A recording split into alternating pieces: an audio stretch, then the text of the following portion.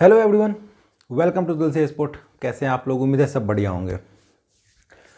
दोस्तों, FIFA world cup में सब कुछ लगभग अच्छा जा रहा है। वो दो जो उलटफेर हुआ था उसके बाद स्पेन के साथ जर्मनी में भी ड्रॉ खेला था। अर्जेंटीना ने भी हराया था मैक्सिको को। तो दोनों ने अपने हिसाब से बने हुए हैं टूर्नामेंट में वापसी कर ली थी। देखिए, अर्जेंटीना का जाना थोड़ा सा आसान लग रहा है, जहाँ तक मुझे लग रहा है उसके जो मैच बचे हुए जिसके साथ। और जर्मनी का भी, वो जर्मनी भी जा सकती है, लेकिन जर्मनी का थोड़ा सा मुश्किल है क्योंकि उनको वो क्या है ना, वो ग्रुप ऑफ डेथ है एक्चुअली। उस ग्रुप में चारों टीमें अच्छी हैं, तो उनको टफ कंपटीशन मिल सकता है सामने वाले टीम के साथ। तो जर्मनी भी जा सकती है, लेकिन उनको बहुत ही मेहनत करना होगा। तो दोस्तों, लगभग 4 से 5 टीमें क्वालिफाई कर चुकी हैं। जैसे ग्रुप ए के सारे मैच हो चुके हैं, तो वहाँ पे दोनों टीमें क्वालिफाई कर चुकी हैं। जो उसमें एक नीदरलैंड है और उसके बाद एक सेनेगल है। तो ये दोनों टीमें क्वालिफाई कर चुकी हैं। अभी का जो मैच हो रहा है वो वेल्स और इंग्लैंड का होगा, यूएस और ईरान का होगा। तो इंग्लैंड का जाना लगभग तय है, वो चली जाएगी, क्योंकि वेल्स उसे अगर 6-1 या 7-1 ऐसे कुछ अंतराल से हराती है तो ही वो डिस्क्वालीफाई होगी, मतलब यानी कि टूर्नामेंट से बाहर होगी। वो होता हुआ दिख नहीं रहा है। बस ड्रॉ खेल के भी या हार के भी वो टीम जा सकती है। बस आप 6 या 7 गोल के अंतर से ना हारें, गोल डिफरेंस उतना ना हो। तो इंग्लैंड भी चली जाएगी। उसके बाद ब्राज़ील उधर जा चुकी है, फ्रांस, उसके बाद आपका पोर्टुगल, ये सब टीमें जा चुकी हैं। मतलब ये कह सकते हैं कि 6 से 7 टीमें अभी तक जा चुकी हैं। अभी इंग्लैंड और ये यूएस ईरान में जो भी जीतेगा वो आगे चली जाएगी, ये बात तो तय है। तो दोस्तों, मिला जुला के वही है, जर्मनी और अर्जेंटीना अगर चले जाए तो कोई ऐसा बड़ा उलटफेर नहीं होगा वर्ल्ड कप में। अगर दोनों में से एक भी टीमें चली जाती है, आप ना भूलें कि जर्मनी अर्जेंटीना, ये 2014 फीफा वर्ल्ड कप खेलने फाइनल खेली थी वही टीम है, अर्जेंटीना और जर्मनी। जहाँ तक आपको याद होगा, यही दोनों टीमें थी 14 में फीफा वर्ल्ड कप फाइनल खेली थी। तो दोनों टीम का ऊपर जाना जरूरी है। प्री क्वार्टर में टॉप 16 में जाना बहुत ही ज़रूरी है। नहीं तो अगर दो हल्की टीम चली जाएंगी तो वहाँ मैच एक तरफा हो सकता है प्री क्वार्टर में। तो फीफा का लगभग मिला जुला के यही रहा, कोई ऐसा दोबारा उलटफेर नहीं। हाँ दोस्तों, एक और मैं कहना चाहूँगा, एक तो उलटफेर हुआ था जो बेल्जियम हारी थी मोरक्को से। उसके बाद आपने सुना होगा कि वहाँ बहुत ही बवाल मच गया बेल्जियम में, वहाँ पे तोड़फोड़ हो गई, गाड़ियों को आग लगाया दिया, फैन बहुत आक्रोशित हो गए। एक्चुअली बेल्जियम टॉप की टीम है और वो मोरक्को की टीम से हार गई थी, और बेल्जियम का जाना बहुत ही मुश्किल हो गया है। तो एक उलटफेर तो ये भी हुआ था जो मैं बताना भूल गया था। तो बेल्जियम अगर बाहर हो जाती है तो ये भी, अगर टॉप 16 में नहीं जाती है बेल्जियम, तो ये उलटफेर ही कहा जाएगा। क्योंकि अगर मैं फीफा रैंकिंग की बात करूँ तो मुझे लगता है बेल्जियम टॉप 3 टीम में है। ब्राज़ील और बेल्जियम, अर्जेंटीना, शायद, हाँ यही टॉप 3 टीमें हैं शायद। तो आप ये देखो, अगर बेल्जियम नहीं जाती है आगे तो ये बहुत बड़ा उलटफेर हो गया होगा। उसके बाद दोस्तों बात करेंगे अब क्रिकेट पे। तो न्यूजीलैंड का जो है वही है, बारिश जो ऑस्ट्रेलिया में वर्ल्ड कप के टाइम में हुआ था, न्यूजीलैंड वही बारिश से परेशान है। मैच जो भी है, अगर बारिश नहीं होती है तो इंडिया जीत के सीरीज़ को, ओडीआई को लेवल करना चाहेगी अगर मैच हुआ तो इस पे बात ही क्या करना। वैसा कुछ सीरीज ऐसा रहा नहीं है। सिलेक्शन कमेटी बांग्लादेश में क्या टीम चुन के ले जा रही है, फिर से वनडे में शुभमन गिल नहीं है, तो मुझे नहीं लगता आप फिर से 2 या 3 टीम बना के क्या कर लेंगे। लेकिन फिर जब वर्ल्ड कप आएगी तो आप ऐसे ही कंफ्यूज होंगे। तो चलिए, वो सब मैं इस पे तो बहुत सारे बातें हो चुकी हैं, आकाश चोपड़ा से लेके बहुत सारे इस पे दिग्गज भी बात कर चुके हैं कि कौन सी टीम सिलेक्शन है पता नहीं।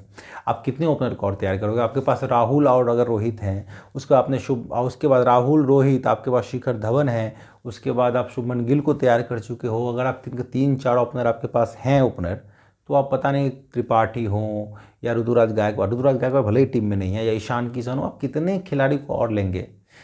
जितना आप कोशिश करोगे उतना कंफ्यूज होगे। तो दोस्तों, ये कोई ऐसा इंटरेस्टिंग ये होने वाला है नहीं सीरीज, आना आगे का बांग्लादेश का। दोस्तों, अभी जो बहुत बड़ा कंट्रोवर्सी हो गया है पाकिस्तान के लहजे में, हिसाब पाकिस्तान क्रिकेट में थोड़ा जाना चाहूँगा। द ग्रेट वसीम अकरम, जिसकी मैंने 1-2 वीडियो पहले तारीफ़ की थी कि आप ग्रेट्स के रिस्पेक्ट दें पाकिस्तान में, उन्होंने ये कहा था कि पाकिस्तान में मुझे रिस्पेक्ट नहीं मिलती है, अभी भी लोग मुझे फिक्सर बुलाते हैं, लेकिन यही मुझे हिंदुस्तान में और बाकी कंट्री बहुत इज्जत मिलती है। और इसमें मैं एग्री भी करता था उस टाइम। लेकिन मैं पिछले कुछ दिनों से, मैं 1-2 दिनों से ना, खास करके वसीम अकरम साहब से ना, वो मैं इत्तेफाक नहीं रखता। उन्होंने जो बातें कही हैं वो आपके क्रिकेट, आपके मुल्क को नीचे करता है। आप इतने बड़े लीजेंड हैं, जो बातें हो गई 3-4 दशक पहले हो गई, जो 90s के दौर में बातें हो गई या लेट 80s में बातें हुई, आप उसे एक बुक के अपना, ये बात तो सलीम मलिक ने मुझे, देखो आप सत्य बात हो या झूठ हो, लेकिन सलीम मलिक ने ये बिल्कुल सही कहा है कि वो अपने बुक्स की प्रमोशन कर रहे हैं। आप 90s की बातें 2022 में कैसे ला रहे हो?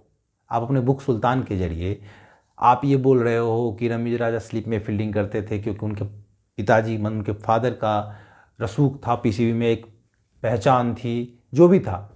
उसके बाद आप बोल रहे हो कि सलीम मलिक ने हमारे साथ वो टॉर्चर किया, रैगिंग, सर्वेंट की तरह बिहेव किया। ये सब उस दौर की बातें हैं। आप उस टाइम में स्टैंड लेना चाहिए था। आप उस टाइम में बातें करते अपने चेयरपर्सन जो पीसीबी के थे, सिलेक्शन कमेटी के थे, आपके जो सीनियर खिलाड़ी थे, उससे आप बातें करते। अभी आप आके ये 25 साल 30 साल के बाद ऐसी बातें करोगे तो ये अच्छी बात नहीं है। आप अपने क्रिकेट को और आपने नेपोटिज्म पे देखिए, नेपोटिज्म मैंने भी हर कंट्री में होता है, ऐसा नहीं है कि नहीं होता है, हर कंट्री में नेपोटिज्म होता है। हाँ, हो सकता है आपके यहाँ थोड़ी सी ज़्यादा हो, लेकिन इसका मतलब ये नहीं कि आपने, जैसे मुझे जहाँ तक मुझे सुनने में, मैंने तो सुल्तान पढ़ी नहीं है उनकी जो बुक है, लेकिन सुना है कि जैसे वो बाबर आजम हों, उसके बाद आपके इमामुल हक हों, उसके बाद उस्मान कादिर हो, इन लोगों को पहचान की वजह से चांस मिला। तो मैं ये देखिए, मैं उस्मान कादिर की बात नहीं करूँगा। आप ये देखें कि एक दिवसीय में बाबर आजम और इमामुल हक ओडीआई रैंकिंग में ना, वर्ल्ड रैंकिंग में नंबर 1 और 2 हैं। तो डिज़र्व करते थे। नेपोटिज्म से ऐसी बातें नहीं है, होता है, लेकिन वो डिज़र्व करते हैं। आप इतनी दूर तक नहीं जा सकते हो खेलते हुए, आपको 1 चांस या 2 चांस मिल सकता है। नेपोटिज्म के साथ आप पूरी ज़िंदगी क्रिकेट में नहीं काट सकते। हाँ, होता है, किसी किसी को हम प्रमोट करते हैं, किसी किसी को लेट डाउन करते हैं, नीचे आ जाता है, कोई कोई टैलेंट ऊपर नहीं जा पाता, ये सत्य है।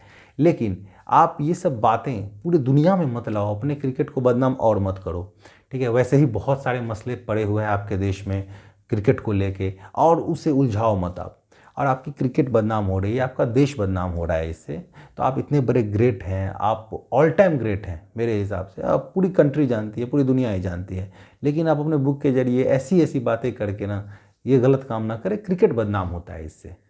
आपके लीजेंड्स रह चुके हैं वो लोग, आप उनके बारे में ना कहें, तो ये आपको शोभा नहीं देता। तो मेरा इतना ही कहना है कि आप कोई भी कंट्री से आते हो, अपने कंट्री की रिस्पेक्ट करो। अपने जो आपके कलीग हैं, आपके एक्स क्रिकेटर होते हैं, उनकी भी रिस्पेक्ट करो। जो हो चुका है हो चुका है। आप, ऐसी तो बात नहीं है कि आपने किसी के साथ गलत नहीं किया होगा, आपने भी किया होगा, आपने भी रैगिंग करी होगी किसी की, शायद आपको फील ना हुआ हो। तो इतनी बातें नहीं करनी चाहिए किसी बुक के जरिए, और उसे किसी भी स्टेज पे या इंटरव्यू में उसे आप उजागर करो, बताओ, ये अच्छी बात नहीं है। तो आज इसी टॉपिक पे मैं वीडियो बनाना ही चाहता था। मैं बताना चाहता था लोगों को कि ज़रूरी नहीं है कि आप ग्रेट होता आपकी बातें सही हो, हमेशा सच मानी जाए, ठीक है। आप अपनी बातें रखना थी तो आपको उसी दौर में रखनी थी जब उस चीज़ को सुधारा जा सकता था। अभी कह के आप बदनाम ही कर रहे हो अपने मुल्क का, अपने क्रिकेट का। तो दोस्तों, अगर आपको मेरा ये सब जो बोलना था, जो मैंने अभी बातें कही हैं, अगर अच्छी लगी हो तो प्लीज़ लाइक एंड सब्सक्राइब कीजिएगा और शेयर कीजिएगा। तब तक के लिए अपना ख्याल रखिए, अपने पूरे परिवार का ध्यान रखिए। मिलते हैं अगले वीडियो में। धन्यवाद। जय हिंद।